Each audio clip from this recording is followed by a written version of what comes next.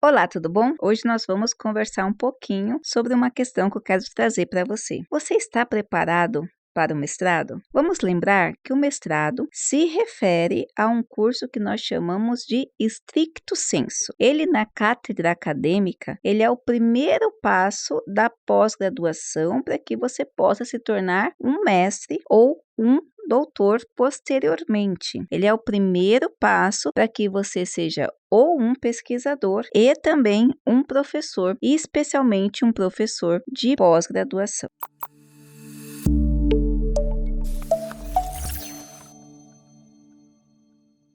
O mestrado, ele não é simplesmente um título, ele não é simplesmente um curso que você vai fazer como os demais. Como que funcionam os outros cursos? Os outros cursos, nós costumamos falar que o sujeito ele fica num estado de passividade. Ou seja, desde a escola, nós vamos ao exercício, do conhecimento, da obtenção do conhecimento, nós chegamos, nós ouvimos o professor, nós participamos de acordo com as funções que nos são dadas e respondemos. Isso nos faz atuar como uma forma de sujeito passivo. Então, você está recebendo a informação. Isso funciona na graduação, isso funciona também no lato sensu. Então, você vai fazer várias especializações que vão te colocar nesse papel de sujeito passivo, que vai aprendendo o que aquele professor quer. Muitas vezes você aprende que tem que responder o que o professor quer, senão você não consegue uma nota específica. Então, você aprende o conhecimento, você aprende a atuar nesse espaço de uma forma passiva. No mestrado, você sai desse sujeito passivo que só responde para o sujeito ativo. No programa de mestrado, você vai começar a engrenagem para que você seja um pesquisador. Nesse contexto, vai ser necessário o pensamento crítico, vai ser necessário inclinação para leitura, pesquisa,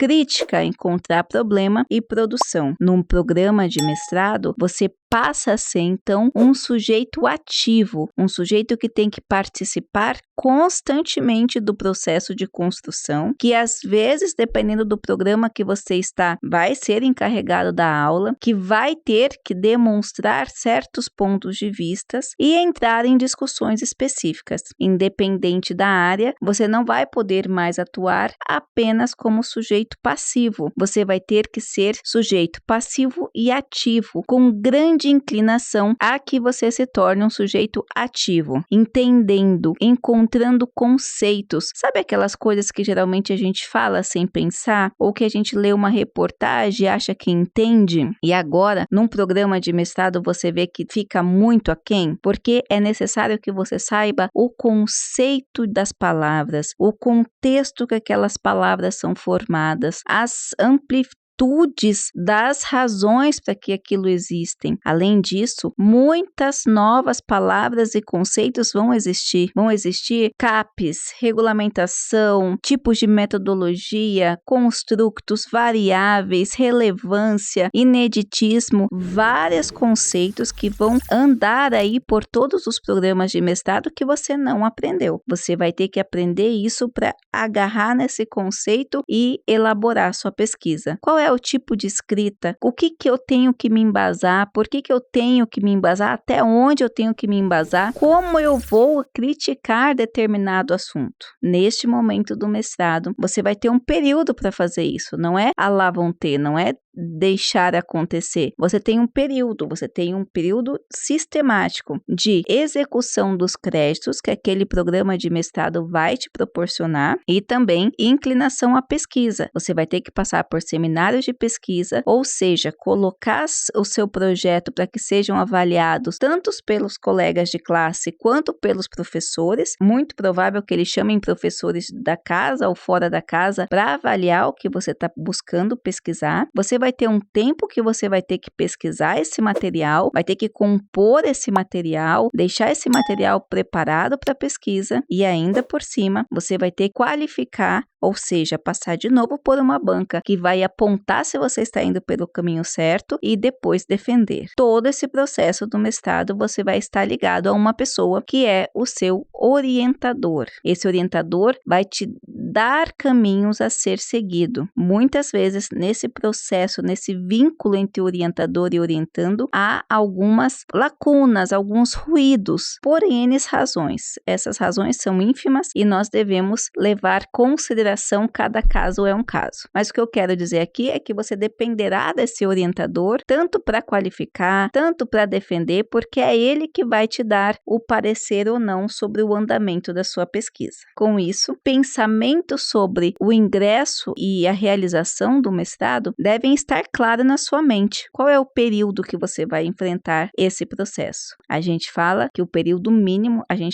na verdade, é uma regulamentação da própria CAPES. CAPES é a instituição que comanda, que regulamenta o nível da pós-graduação no Brasil, e ela diz que o período mínimo de um programa de mestrado é 18 meses, o ideal, o normal são 24 meses, ou seja, 2 anos, e você pode eventualmente pedir uma prorrogação de 6 meses se aconteceu alguma coisa especial, relações pessoais, saúde, às vezes você perde um ente querido e você tem esse direito de pedir o que a gente chama de prorrogação. Ao pensar no mestrado, é importante você pensar que 2 anos da sua vida serão extremamente ligados à leitura, a cumprimento de prazo, à participação de aulas, à produção de artigos científicos, à produção da sua dissertação para o mestrado acadêmico, que é o objetivo final desse mestrado, é esse trabalho de dissertação. No mestrado profissional, também será necessário um tipo de trabalho que nem sempre se chama dissertação. Ele pode se chamar também dissertação, mas ele pode ser um trabalho aplicado, ele pode ser uma sequência de artigos, ele pode ser um produto, ele muda nesse sentido de nomenclatura e realização do trabalho, mas há necessidade sim de realização do trabalho final. Quando você pensa então no mestrado, você vai ter que pensar nessa colocação, nessa existência, nessa emancipação do conhecimento e nessa sua atuação como sujeito ativo. Algumas pessoas têm dificuldade nesse processo. Para essas pessoas,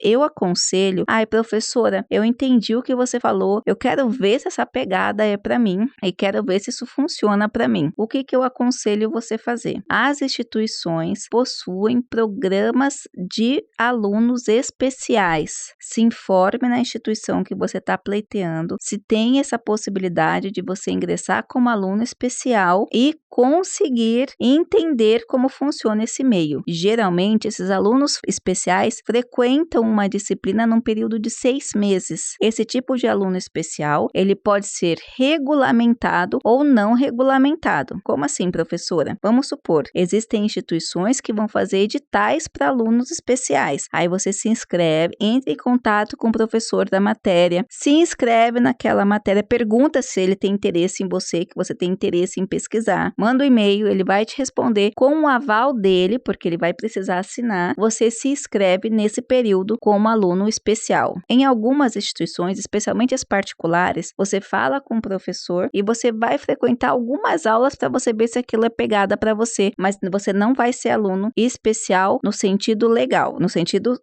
correto de documentação. Qual é a diferença? Quando você entra como aluno especial, você consegue, depois que você virar um aluno regular, pedir que esses créditos sejam abonados. Quando você só está lá assistindo de uma forma meio que informal, você vai ter aquela experiência, mas não vai contabilizar em nenhum crédito que você está fazendo. Se você não tem certeza, eu aconselho que você tente esse caminho do aluno especial, para que você não perca tempo, não fique frustrado e nem tenha problemas psicológicos depois. Nós temos alguns artigos que falam do alto nível, alto índice de manifestações de transtornos psicológicos durante esse período e após o programa de mestrado ou doutorado. Mas isso, na minha concepção, obviamente que eu não sou dona da verdade absoluta, nada mais é do que algumas pessoas que não se preparam, que não se informam. Às vezes a gente acha que um contexto ali naquela imaginação é muito mais pacífico, tem muito mais a ver com a gente, né, do que na verdade tem. O mundo do mestrado e doutorado, na minha concepção, é um mundo maravilhoso. O conhecimento construído nesses programas não têm valor, não tem como mensurar, mas é necessário a gente ser realista no sentido de inclinação à pesquisa e produção. Espero ter ajudado, um grande abraço e até a próxima!